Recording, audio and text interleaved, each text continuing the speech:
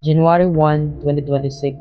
Di ko alam sa inyo pero baka karamihan din sa inyo. May mga pagbabagong nangyari noong 2025. May mga obstacle na napagdaanan, may mga struggle na napagdaanan. Baka katulad ko, may mga lacking din kayo o yung mga pagkukulang nyo sa sarili nyo or sa mga gusto nyo makamit. Maraming nangyayari sa mundo and I think naapektuhan yung personal life natin. Because me personally, it genuinely affects me. And to know for myself na I haven't lived the life for 7 years that I want to live or that at least that I want to achieve or the normal life kasi after nga nung na-dialysis ako, parang nakaka-overwhelm and nakakatakot. There's a regret na feeling of regret pero wala naman talagang regret kasi life happens to you and sometimes ganun yung may mga unfortunate things lang tayo na nangyayari sa buhay natin na hindi naman natin wini-wish.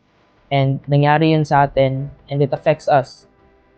And it makes us struggle and suffer. Me personally, I want to get out of that situation. And siguro karamihan sa atin ganun din. May mga pinagdadaanan and may mga gustong makamit and to see the world that is getting into this way para siyang nakaka-overwhelm and nakakatakot. But this time in 2026, dapat wala tayong ikatakot. And this time, we need to have a much better personal relationship with ourselves. And kailangan na natin gawin kung ano yung mga dapat natin gawin. Na noong 2025, parang naging incompetent tayo. Ang hinayaan lang natin.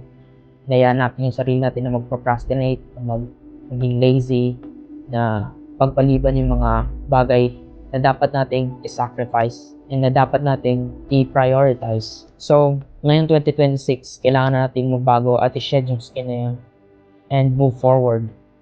Like the year of the horse. Diba? It's always moving forward and it's always moving and running. So, kailangan ganun rin tayo. Let's move to the place or the decisions, the habits, the discipline that we want to na pinagpaliban natin ng 2025.